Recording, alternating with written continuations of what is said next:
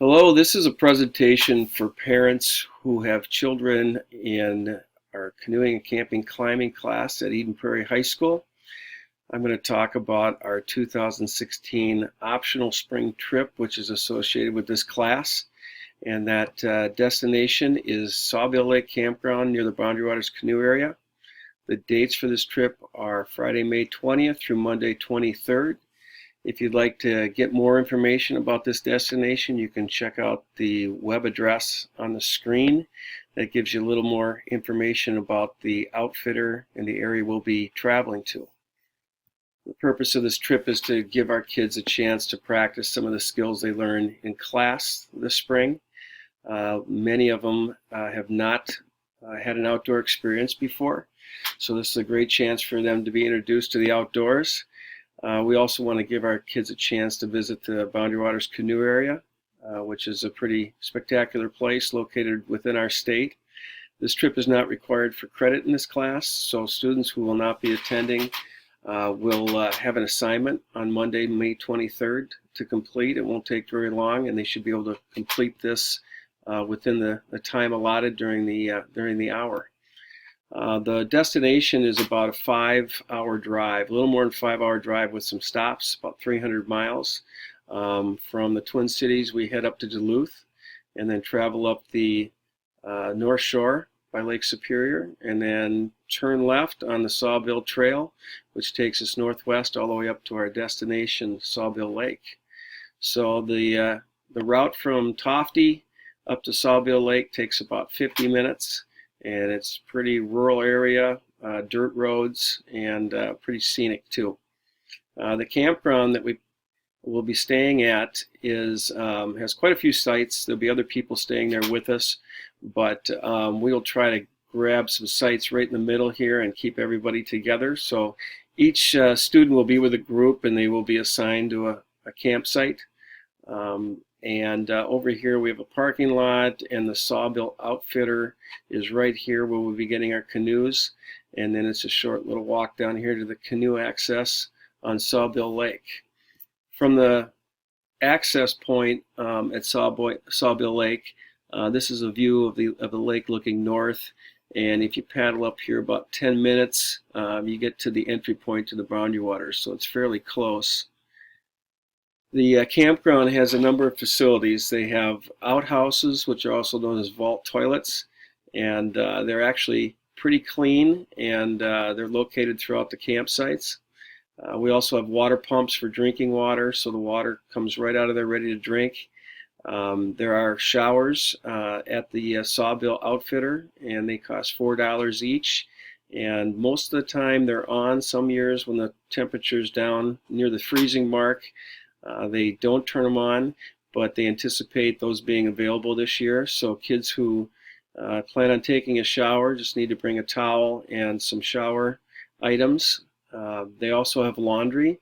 So if anybody gets their clothes wet, we can bring them over there and dry them when the store is open. The store itself has a number of items too. So if kids forget something, they can usually find it at the store. We're trying to encourage our kids to plan ahead so they don't have to worry about trying to locate something they need, but it's there if they need it. And then they have a regular bathroom there that's open during the store hours. The vault toilets look like this, and again, they're kind of scattered throughout the campground. The wells and spigots they can get water from look like that. The campsites themselves are kind of surrounded by tall Norway pine trees, and it's really a scenic area, beautiful campsites, and each campsite has a picnic table and a fire ring and can accommodate about 3 to 4 tents. The Sawbill store looks like this. Again, really a user-friendly place. The people who work there are great, very helpful to our kids, and they really do a great job, providing a great experience for our kids. The map of the area kind of looks like this. The 38 number right here is the access point. That's where we'll be camping. And from there, the kids are going to plan different daily trips into the Boundary Waters. Some of the most popular routes are the Kelso Loop, which kind of goes all up here through up into Alton Lake and then back down. There's just one little portage right here that takes about 4 to 6 hours, depending on how quickly they paddle. Some other kids may want to just canoe up to the top of Sawbill Lake, or maybe take the portage over to Smoke Lake and another portage maybe over to Burnt Lake too, to do some fishing and some sightseeing. These red triangles represent campsites that are available first come, first serve. We won't be staying at any of those, but kids can stop there and have lunch and kind of spend some time relaxing while they're in the Boundary Waters. One of the most popular activities our kids have done in the past is go fishing, and smallmouth bass, walleye, northern pike are some of the fish species that they might come across when they're fishing. Our itinerary for the trip is to leave on Friday, May 20th. 7 o'clock in the morning, the kids are going to bring all their items to school. So that means tents, coolers, coolers packed with ice, any clothes bags, and basically all the equipment that they plan for their trip within their group. And we'll have three buses with trailers in the north parking lot, so the kids will know what bus they are assigned to, and so they'll load all their gear on the corresponding trailer. And the only items they'll bring on the bus with them are food for the ride up, and anything else they might want, a book or homework, who knows. So 7 o'clock we'll load those trailers up, and then we're going to excuse the kids at 12:30 p.m. Hopefully get them out to the buses and be able to depart by 12:45 once we get everybody accounted for. We'll make at least one stop somewhere in the Duluth area on the way up, and then hopefully arrive no later than 6:30 at Sawbill Lake Campground. So from there, the kids will set up their campsites, all their tents, tarps, and then we're going to make sure they all get their canoes that night, and so they're ready to go in the morning. The next 2 days, basically the kids are going to figure out their own itinerary, which will probably entail waking up whenever they feel like it, having breakfast, and then canoeing into the Boundary Waters canoe area to portage, fish, eat lunch, whatever they decide. Do some sightseeing, things like that. They'll return to Sawbill Lake Campground before sunset, in most cases well before sunset. Have dinner on their own, spend some time with evening activities, and then about 10:30 we'll get everybody in their tents and turn the lights off, extinguish the fires, and get ready for some sleep. Monday when we leave, we're going to wake them up early at 7, pack everything up and load the buses and the trailers, and hopefully leave around 8 o'clock. Stop somewhere for a bathroom break and some lunch on the way home, and then hopefully get back to the Eden Prairie High School by 2 o'clock. We expect about 100 kids that will take part in this trip. That's kind of been the average number the last couple years. We have about 15 to 20 chaperones ready to go on this trip, so we've got a good ratio. Each group will be assigned a chaperone, and they'll plan the activities with that chaperone, so the chaperone will kind of manage that group as they go through the Boundary Waters or do anything else. And then the chaperones will always stay with the group when they're on the canoe trips and other activities outside the campground. So the chaperones will kind of be there all the time. The kids will always know where the chaperone is, and we'll have another number of chaperones in the campground to assist kids and help kind of keep an eye on everything. The trip rules, we've got a number of rules that the kids are going to be told about, and we're going to explain these in very, very detailed manner to the kids, so they understand what they can and can't do. We want the kids to stay together, so they never go anywhere alone. So when they're in the campground, if they go to the Sawbill store, they're going to go with a buddy. If they go down to the lake, they're always going to be with a buddy or a group. We're going to make sure they wear their life jackets at all time when they're on the water, no exceptions. We're going to make sure they're in their correct tent every night. We don't allow co-ed tents.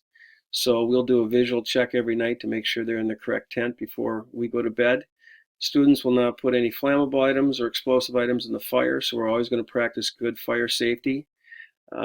Students are going to be responsible for all their personal items, so we encourage them to put their name on everything, so if we find something, we can get it back to them. This is a school-sponsored trip, so we don't allow any alcohol, tobacco, or controlled substances. The kids we'll make sure the kids understand this completely before we leave. We're going to always follow no trace camping guidelines, which means we're going to make sure that every piece of garbage gets put away in the garbage before we go to bed. Campsites will be inspected daily, so we'll make sure that they have all their dishes done every night, food stored correctly, and make sure that their campsites are waterproof before they go to bed. They have quiet hours at the campground, so we really have to observe this. This is probably the most challenging rule. A lot of enthusiasm on this trip. So 9 p.m. to 7 a.m., we're going to ask the kids to use their camping voices, which is just barely over a whisper. And we'll keep reminding them the whole trip that this is something that has to happen, so we respect other people who are in the campground. They don't need to cut any live plants or any type of plant at all in the campground. So we're going to supply them with firewood that we get from the outfitter. So there's no need to bring a machete or a hatchet or an axe or anything like that. We're going to encourage the kids also to make good choices at all times. So if they have any question about whether a choice is a good or a bad choice, they can always come and ask us. We'll always be around them to assist with this. So that's something we'll make sure that they understand as well. We have a rules form, medical form, and permission form that must be signed by both parent and students. So that'll be emailed home to parents. You can make a copy, fill out the information, and return that with your student. We have bus rules we're going to enforce, so kids are going to have to sit in their seat the whole time the bus is moving, and also try to keep the bus clean while we're on this trip. So students will be responsible for cleaning the bus before we pull into the high school. We have some consequences for rules as well. For minor infractions, limited recreational activities, early curfew, in some cases we may have to relocate a group of people to our chaperone campsite, so we can keep an eye on them a little more. So we don't anticipate any issues with that, but we want to make sure the kids know there are some consequences for not following our rules. In severe cases where kids use alcohol or any other kind of controlled substance or do anything that would endanger anybody else on the trip, our administration would like us to call parents and arrange for transportation home immediately. So we don't anticipate having to enforce this consequence, but we want to make sure that's clear to both parents and students. In severe cases, that is the consequence we must enforce. All right, the cost of the trip is $100 per student, and that includes our transportation, which includes the 3 buses and the 3 trailers. And the teachers will drive the buses. We have our bus license, which saves us the cost of having a driver on the clock for the whole weekend. We also have campgrounds we pay for, canoe rental, firewood. We do provide camping stoves and fuel for the kids. And then any other equipment that the kids need, they should be talking to their teacher as soon as possible.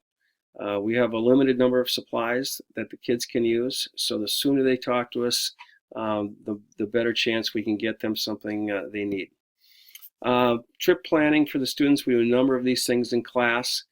We cover them all in detail, so the kids all have a pretty good sense of how to take care of all these things, like tent and shelter setup, things like that. Students, basically, we want them to bring everything they possibly can for this trip. Again, if there's something they're missing, something they need, they should talk to us, and we can get that to them. So the sooner they talk to us, the better. But this is a list of everything they need to bring. Planning for the trip, we'll have time in class to do that. We're going to give them a list of recommended equipment. We've already started to talk to them about that, and we're going to help them with planning their group either individually or as a group. And then we're going to really emphasize they always need to plan for bad weather, because chance of rain is very high. Deadline for signing up for the trip is May 6th, and again, those 3 forms are what we're going to be needing. And if anybody has any questions, we would like you to call one of the teachers here, depending on what hour your son or daughter has this class. So feel free to email us, feel free to call us. We'll be in touch with emails and more information about the trip. And we'll hopefully have a great time with the kids. It's been a great time in the past, and we're anticipating a really good trip this year. Thanks for watching.